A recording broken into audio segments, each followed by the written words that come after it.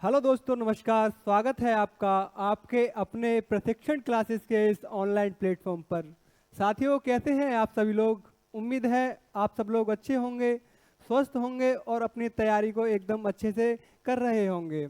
आप सब लोग जानते हैं कि हम RRB, NTPC and group D की एक पीवाईक्यू सीरीज चला रहे हैं, जिसमें हम 30 दिनों में, मात्र 30 दिनों में आपके लिए पूरा syllabus NTPC and group D का सब्जेक्ट वाइज सारा सिलेबस कवर करा रहे हैं पीवाईक्यू क्वेश्चंस के माध्यम से।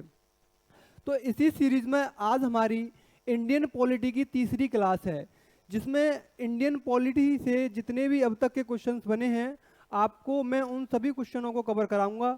बस आपको वीडियो को ध्यान से देखते रहना है और मैं जो आपको पॉइंट रिकॉर्ड कराऊं उन्हें आप अपनी कॉपी में लिखते रहें। तो शानदार तरीके से आप अपनी तैयारी को करते रहें और अपनी मेहनत जी जान से करते रहें। आपका अगर आप मेहनत करेंगे तो आपको रिजल्ट भी अच्छा देखने को मिलेगा। चलिए स्टार्ट करते हैं हम अपने पहले क्वेश्चन के साथ। देखते हैं अपना पहला क्वेश्चन। पहला क्वेश्चन देखने से पहले मैं आपके लिए आज एक मोटिवेशनल कोड लेके आया हूं, ताकि आपको ऊर्जा बनी रहे, मोटिवेट रहें आप। पढ़ के देखिए आप इस मोटिवेशनल कोड को। इसमें लिखा है, युद्ध जीते जाते हैं अभ्यास के दौरान। जब आप अभ्यास करते हैं किसी युद्ध का, किसी युद्ध की प्लानिंग करते हैं, तो उसमें आपकी सक्सेस बताती है कि आपने अभ्यास कितना किया है, आपने प्रैक्टिस कितनी करी है। तो वही यहाँ लिखा है कि युद्ध जीते जाते हैं अभ्यास के दौरान।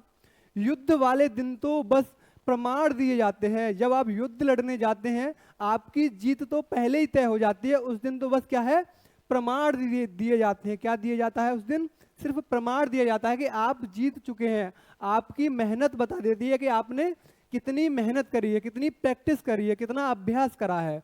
तो बस युद्ध वाले दिन तो आपको प्रमाण ही मिलता है। तो चलिए चलते हैं अपने पहले क्वेश्चन पर। पहला क्वेश्चन है हमारा, भारतीय संविधान का कौन सा अनुच्छेद 300 भारतीय संविधान का अनुच्छेद 352 किससे संबंधित है? जो हमारे संविधान का अनुच्छेद 352 है, ये किससे संबंधित है? अब आप मुझे बताइए कि संविधान में टोटल कितने अनुच्छेद हैं। क्वेश्चन क्या है कि संविधान में कुल कितने अनुच्छेद हैं? कितने अनुच्छेद हैं? तो इसका सही आंसर है 395। संविधान में टोटल कितने अनुच्छेद हैं? 395। उन्हीं में से एक अनुच्छेद पूछा है, कौन सा? 352। इसमें क्या लिखा है? अगर आपने संविधान पढ़ा है तो आपने एक चीज पढ़ी होगी संविधान में, आपातकालीन प्रावधान। क्या पढ़ा होगा आपने? आपातकालीन प्रावधान।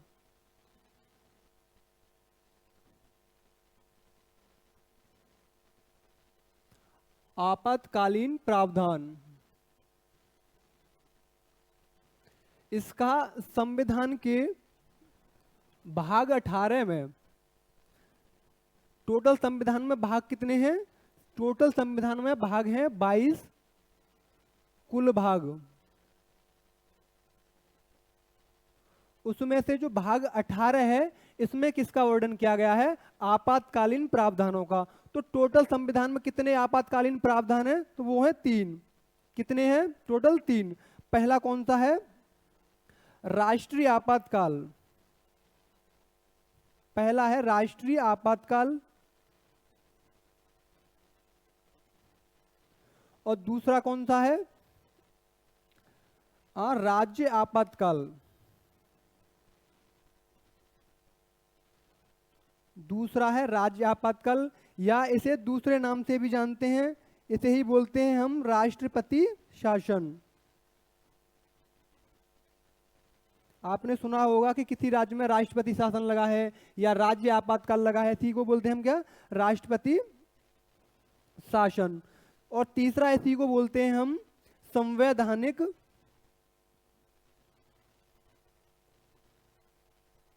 इसी को बोलते हैं हम संवैधानिक आपातकाल। तो इसे हम 3 नाम से जानते हैं, राज्य आपातकाल, राष्ट्रपति शासन या फिर संवैधानिक आपातकाल। और तीसरा हमारा आपातकाल है कौन सा? वित्तीय आपातकाल। तीसरा कौन सा है हमारा? वित्तीय आपातकाल। तो हमारा जो आपातकालीन प्रावधान है इसमें अनुच्छेद कौन कौन से हैं? तो अनुच्छेद 352 से 360 तक उल्लेख किया गया है हमारे आपातकाल का। तो जो राष्ट्रीय आपातकाल है इसका उल्लेख किस आर्टिकल में है? तो ये आर्टिकल है आर्टिकल 352। कौन सा आर्टिकल है? आर्टिकल 352। और जो हमारा राज्य आपातकाल है या राष्ट्रपति शासन या फिर संवैधानिक आपातकाल, इसका आर्टिकल क्या है? 356 या फिर 365। ये दो अनुच्छेदों में विभाजित किया गया है। एक है 365, 365 के थ्रू किसी और निर्देश के थ्रू लगाया जाता है, और 356 में किसी और निर्देश के थ्रू लगाया जाता है। तीसरा है हमारा वित्तीय आपातकाल। इसका आर्टिकल कौन सा है? 360। तो ये तीन आपातकाल आपको ध्यान रखने हैं। कौन कौन से? पहला राष्ट्रीय आपातकाल, दूसरा है राज्य आपातकाल या ऐसे ही बोलते हैं राष्ट्रपति शासन या ऐसे ही बोलते हैं संवैधानिक आपातकाल। तीसरा कौन सा है हमारा? वित्तीय आपातकाल। इन तीनों ही आपातकाल को कौन लगाता है? तो वो लगाते हैं हमारे राष्ट्रपति। तीनों आपातकाल की घोषणा कौन करता है? राष्ट्रपति द्वारा। तो इनको समाप्त कौन करता है? वो भी राष्ट्रपति के द्वारा ही समाप्त होता है और राष्ट्रपति ही इनको लगाते हैं। ठीक है। जो राष्ट्रीय आपातकाल है अब तक कुल कितनी बार लग चुका है? कुल कितनी बार? फटाफट से बताइए आप कि जो हमारा राष्ट्रीय आपातकाल है अब तक कितनी बार लग चुका है? क्या है? राष्ट्रीय आपातकाल। तो ये लग चुका है अब तक 3 बार। पहली बार लगा था 1962 में जब इंडिया चाइना वॉर हुआ था। कब? India versus China war. दूसरा लगा था ये 1971 में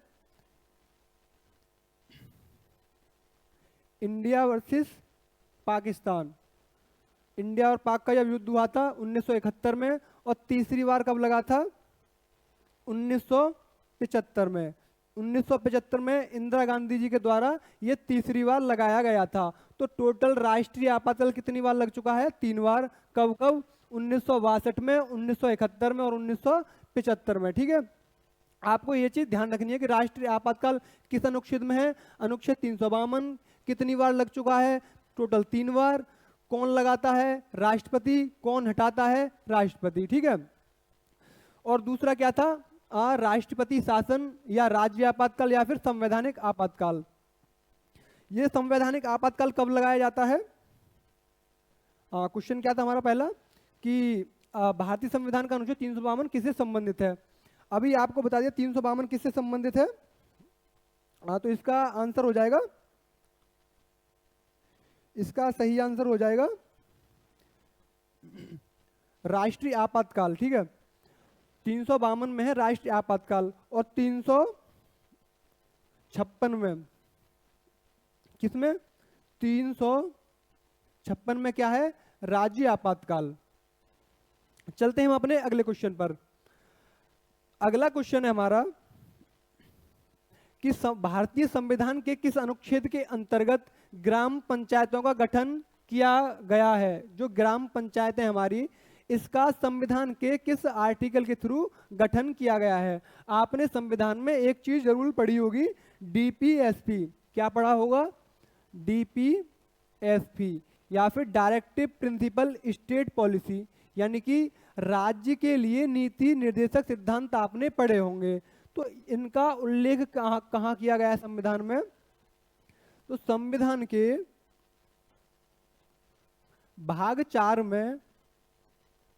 भाग 4 में अनुच्छेद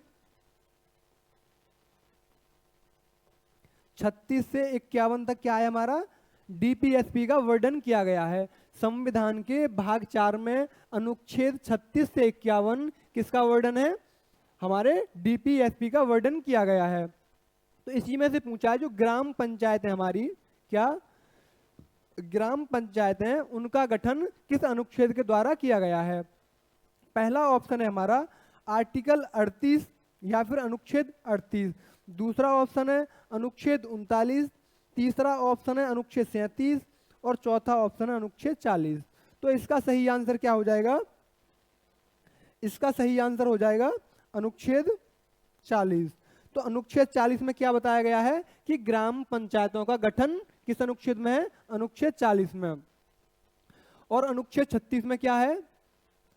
अनुच्छेद 36 में है राज्य की परिभाषा। अनुच्छेद 36 में क्या है? राज्य की परिभाषा, ठीक है। और अनुच्छेद 37 में क्या है कि जो हमारे डायरेक्टिव प्रिंसिपल स्टेट पॉलिसी है, ये किसी भी न्यायालय द्वारा परिवर्तनीय नहीं है, यानी कि इनके उल्लंघन के आधार पर हम सुप्रीम कोर्ट या हाई कोर्ट नहीं जा सकते हैं। ये किसी भी न्यायालय द्वारा, किसी भी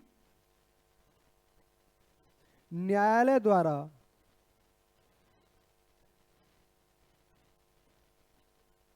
इनको लागू नहीं कराया जा सकता। इनको लागू मतलब जो हमारे डीपीएसपी हैं, इनको हम किसी भी हाई कोर्ट से या सुप्रीम कोर्ट से लागू नहीं करवा सकते। जैसे हम आपने पढ़ा होगा मूल अधिकार। मूल अधिकार का वर्णन क्या है? भाग 3 में अनुच्छेद 12 से 35 तक जो हमारे मूल अधिकार हैं, अगर उनका हनन होता है तो हम सुप्रीम कोर्ट सीधा जा सकते हैं या सीधा हाई कोर्ट जा सकते हैं, अगर उनका हनन होता है तो। लेकिन अगर अनुच्छेद 36 से 51 तक का किसी अनुच्छेद का हनन होता है तो हम सुप्रीम कोर्ट नहीं जा सकते हैं, ना ही सुप्रीम कोर्ट इन्हें लागू करवाएगा जबरदस्ती, ठीक है। लेकिन ये राज्य के लिए एक निर्देश के रूप में है कि जब भी राज्य अपने राज्य के लिए कोई पॉलिसी बनाएगा तो इन नियमों को ध्यान में रख के बनाएगा, ठीक है। तो ये सिर्फ राज्य के लिए एक निर्देश के रूप में दिए गए हैं, इसीलिए इनका नाम में क्या है? राज्य के नीति निर्देशक तत्व या फिर सिद्धांत। चलते हैं हम अपने अगले क्वेश्चन पर। अगला क्वेश्चन है हमारा, नागरिकों के लिए मौलिक कर्तव्यों को भारत के संविधान में किसके द्वारा जोड़ा गया था? नागरिकों के लिए मौलिक कर्तव्यों को भारतीय संविधान में किसके द्वारा जोड़ा गया था? मतलब कि ऐसा कौन सा संविधान संशोधन हुआ था जिसमें हमारे संविधान में मौलिक कर्तव्यों को जोड़ा गया था? ऑप्शन है हमारा पहला 51वां संविधान संशोधन, दूसरा ऑप्शन है 23वां संविधान संशोधन, तीसरा ऑप्शन है 42वां संविधान संशोधन और चौथा ऑप्शन है पहला संविधान संशोधन। अच्छा, हमारे मौलिक अधिकार हैं क्या? मौलिक अधिकार, मौलिक अधिकार क्या हमारे मूल संविधान में मौलिक अधिकार थे या नहीं, ये बताइए आप पहले। कि जो हमारा मूल संविधान मतलब जो जब संविधान 26 जनवरी 1950 को लागू हुआ था, जब हमारे संविधान में मौलिक कर्तव्य थे या नहीं? तो इसका आंसर है नहीं, इनको हमने बाद में ऐड किया गया था। हमारे संविधान में इन कर्तव्यों को बाद में ऐड किया गया था। आपने पढ़ा होगा सरदार स्वर्ण सिंह समिति, सरदार स्वर्ण सिंह समिति, स्वर्ण सिंह समिति। तो एक समिति का गठन होता है सरदार स्वर्ण सिंह समिति। तो ये रिकमेंडेशन करती है कि हमारे संविधान में क्या होना चाहिए? मूल कर्तव्य होने चाहिए या फिर मौलिक कर्तव्य होने चाहिए। तो ये टोटल 8 मौलिक कर्तव्यों की सिफारिश करती है। कितने? 8 मौलिक कर्तव्यों की सिफारिश करती है। फिर होता है 42वां संविधान संशोधन, 42वां संविधान संशोधन 1976 में होता है। ये क्या होता है? 1976 में 42वां संविधान संशोधन होता है, यानी कि 42वीं बार जब संविधान को खोला गया तो उसमें कुछ परिवर्तन किया गया। तो उसमें क्या है? कुल 10 मौलिक कर्तव्यों को जोड़ा गया था। रिकमेंडेशन करी थी 8 मौलिक कर्तव्यों की। जब 42वां संविधान संशोधन 1976 में हुआ तो टोटल 10 मौलिक कर्तव्यों को जोड़ा गया। लेकिन वर्तमान में क्या है? वर्तमान में कुल 11 मौलिक कर्तव्य हैं। तो जो 11वां मौलिक कर्तव्य है इसको हमने 86वें संविधान संशोधन 2002 के द्वारा जोड़ा गया था। जो 11वां मौलिक कर्तव्य है हमने 86वें संविधान संशोधन 2000 के द्वारा इसे जोड़ा गया था। तो टोटल वर्तमान में कितने मौलिक कर्तव्य हैं? वो है टोटल 11। आपको ध्यान रखना है सारे पॉइंटों को। किस संविधान संशोधन के द्वारा हुआ था? तो इसका सही आंसर क्या हो जाएगा? 42वां संविधान संशोधन अधिनियम 1976। ठीक है, चलते हैं हम अपने अगले क्वेश्चन पर। अगला क्वेश्चन है हमारा कि भारत के संविधान का कौन सा अनुच्छेद उच्च न्यायालय के न्यायाधीशों द्वारा शपथ या प्रतिज्ञान से संबंधित है? जो हमारे हाई कोर्ट है उसके जो न्यायाधीशों द्वारा शपथ ली जाती है तो वो किस अनुच्छेद के द्वारा शपथ ली जाती है? फटाफट से बताइए। अनुच्छेद 187, अनुच्छेद 187, अनुच्छेद 256, अनुच्छेद 219 या फिर अनुच्छेद 231? फटाफट से बताइए। तो जो उच्च न्यायालय हमारे भाग 6 में आते हैं, संविधान के कौन से भाग में आते हैं? ये भाग 6 में। इनका वर्णन किया गया है अनुच्छेद या फिर आर्टिकल 214 से 231 तक। सुप्रीम हाई कोर्ट का उल्लेख कहां तक किया गया है? अनुच्छेद 214 से 231 तक। तो अनुच्छेद 214 में क्या है कि राज्यों के लिए क्या होगा? एक उच्च न्यायालय होगा। राज्यों के लिए क्या होगा?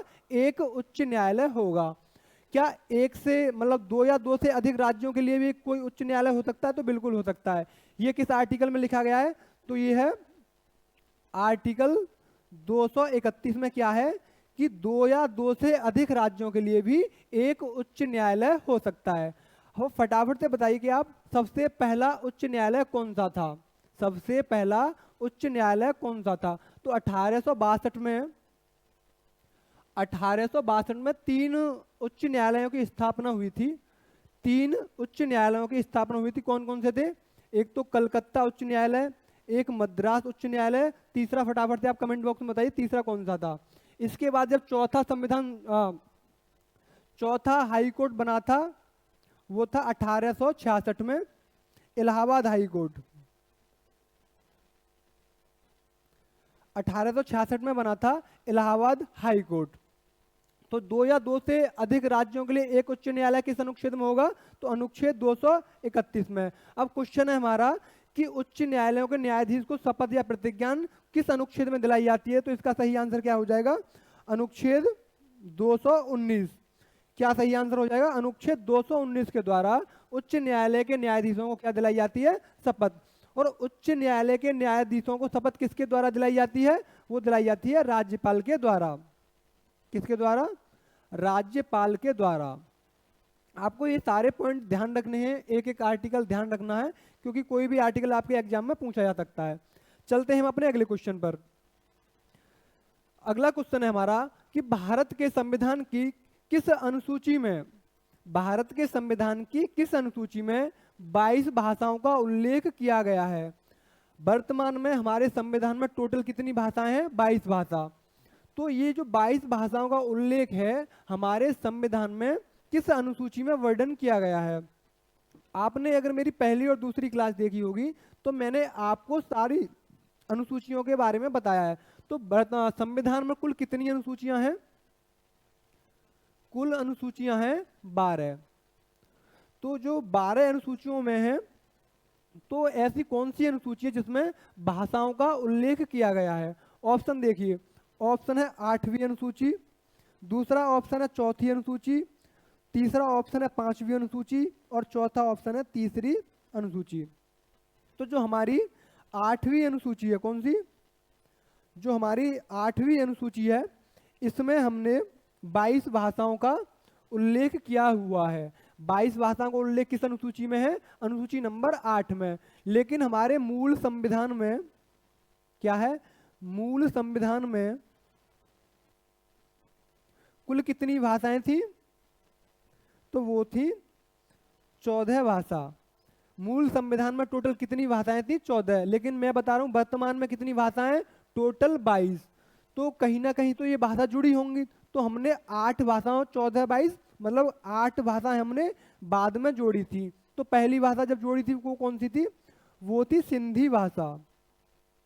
कौन सी भाषा थी? सिंधी। ये हमने 21वें संविधान संशोधन के द्वारा जोड़ी थी। तो 21वें संविधान संशोधन 1967 आपको डेट भी याद रखनी है कि 1921वें संविधान संशोधन थे। 1967 में हमने पहली भाषा कौन सी जोड़ी? सिंधी भाषा। संविधान संशोधन कौन सा था? 21वां। इसके बाद होता है 71वां संविधान संशोधन। कौन सा संविधान संशोधन होता है? 71वां संविधान संशोधन 1992। 71वां संविधान संशोधन 1992 होता है। इसमें 3 भाषाओं का जोड़ा गया। कितनी भाषा? 3 भाषाओं को जोड़ा गया। पहली कौन सी थी? मणिपुरी। पहली भाषा कौन सी थी? मणिपुरी। दूसरी कौन सी थी? नेपाली। और तीसरी कौन सी थी? कोंकणी। तो ये 3 भाषाएं 71वें संविधान संशोधन 1992 के द्वारा जोड़ी गई थी। कौन कौन सी? मणिपुरी, नेपाली और कोंकणी। इसके बाद होता है 92वां संविधान संशोधन। कौन सा? 92वां संविधान संशोधन। इसके बाद हमने 4 भाषाओं को जोड़ा। पहली भाषा ये जुड़ गई, 3 ये, तो टोटल अब कितनी बचेंगी? 4। टोटल 8 भाषाओं को हमने जोड़ा। तो 4 भाषाएं हमने 92वें संविधान संशोधन 2003 के द्वारा जोड़ी गई थी। ये कौन सी थी? बोडो, डोंगरी, मैथिली और संथाली। तो 4 भाषाओं को हमने 92वें संविधान संशोधन अधिनियम 2003 के द्वारा जोड़ी थी। कौन कौन सी भाषा थी?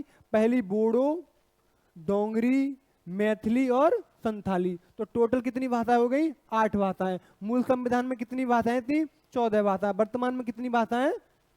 तो टोटल 22 भाषाएं। तो मैंने टोटल 22 भाषाएं कैसे जुड़ी सारी आपको लिखवा दी है। ठीक है, चलते हैं हम अपने अगले क्वेश्चन पर।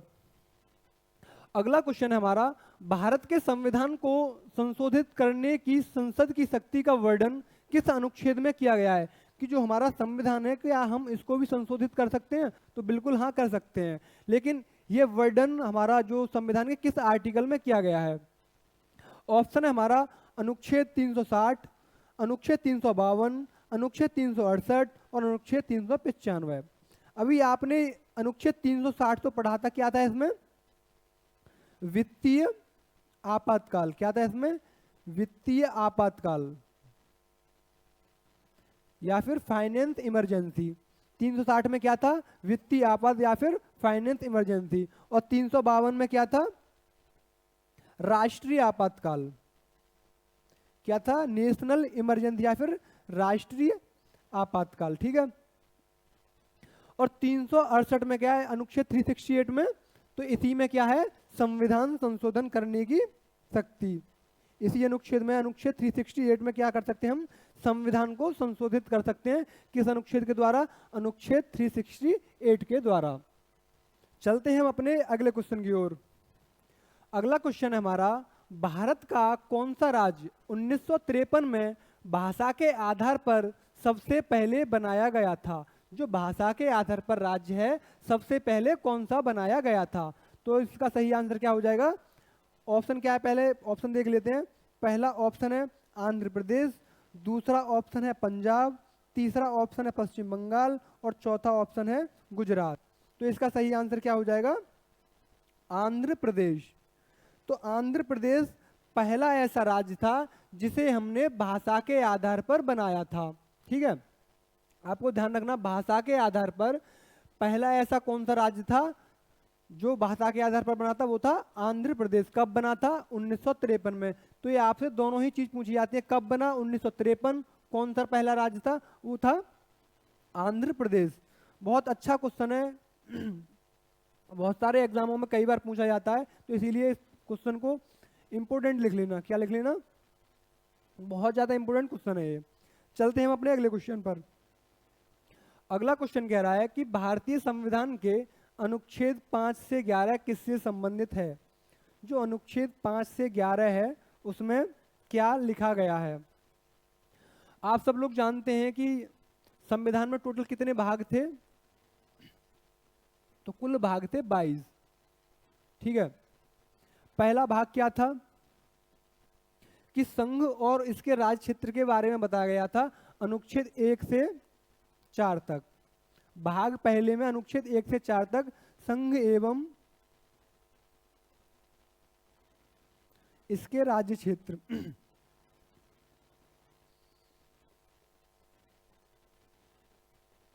संघ एवं इसके राज्य क्षेत्र का उल्लेख है भाग पहले में।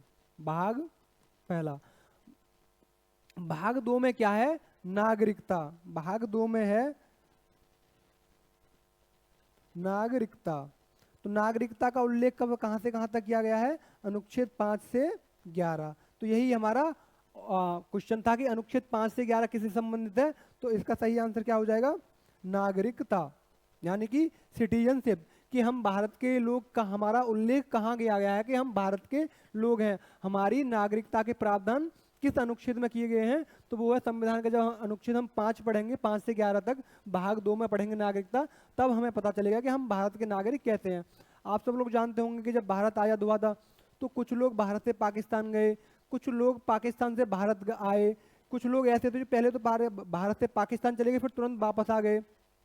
कुछ लोग ऐसे होते हैं कि आप पढ़ते होंगे कि भारतीय मूल का व्यक्ति ये बन गया, कि अमेरिका के राष्ट्रपति भारतीय मूल के व्यक्ति बने हैं। तो ये NRI, OCI, PIO जो होते हैं, आप सब जब पढ़ेंगे ना अनुच्छेद 5 से 11, तो आपको सब कुछ समझ में आएगा कि NRI क्या होते हैं, भारतीय मूल के व्यक्ति क्या होते हैं, कैसे इनके क्या क्या अधिकार होते हैं, भारत में आते हैं तो इनके क्या क्या अधिकार मिलते हैं, क्या क्या कर सकते हैं, क्या क्या नहीं कर सकते। तो ये सब अधिकारों के बारे में कहाँ बताया गया है? अनुच्छेद 5 से 11 तक। और मौलिक अधिकार कितने, कौन से भाग में हमारे? अब मौलिक अधिकार हैं भाग 3 में। भाग 3 में अनुच्छेद 12 से 35 तक। अनुच्छेद 12 से 35 तक क्या वर्णन किया गया है? मौलिक अधिकारों का वर्णन किया गया है 12 से 35 तक। अनुच्छेद 12 में क्या है? राज्य की परिभाषा। और राज्य की परिभाषा अनुच्छेद 36 में भी दी गई थी, किसमें? DPSP, directive principle state policy. तो अनुच्छेद 12 और अनुच्छेद 36 आपको ध्यान रखना है। अनुच्छेद 12 और अनुच्छेद 36 दोनों में क्या है? डेफिनेशन ऑफ स्टेट या फिर राज्य की परिभाषा। उम्मीद है आपको, और ये भी मैंने आपको बता दिया था कि फंडामेंटल ड्यूटीज कैसे कैसे जुड़े, वर्तमान में कितनी फंडामेंटल ड्यूटीज हैं, ठीक है, और कैसे पहले 8 थी, फिर 10 हुई, फिर 11 हुई, कैसे कैसे जुड़ी है, सारा मैंने को आपको एकदम कॉन्सेप्ट अच्छे से समझा दिया है। अगर आपने पूरा वीडियो ध्यान से देखा है और आपने नोट्स बनाए हैं तो आपको ये आगे जरूर काम आएंगे, ठीक है। तो यही था हमारा आज का लास्ट क्वेश्चन। उम्मीद है कि आपको सारे क्वेश्चन एकदम अच्छे से समझ में आए होंगे। और बस यही है, आप वीडियो देखते रहिए और हमसे जुड़े रहिए। आपको एक से एक बेहतरीन वीडियो हम लाके देते रहेंगे, बस आप हमसे जुड़े रहिए। जब तक के लिए आप अपनी तैयारी करते रहिए, स्वस्थ रहिए। Thank you.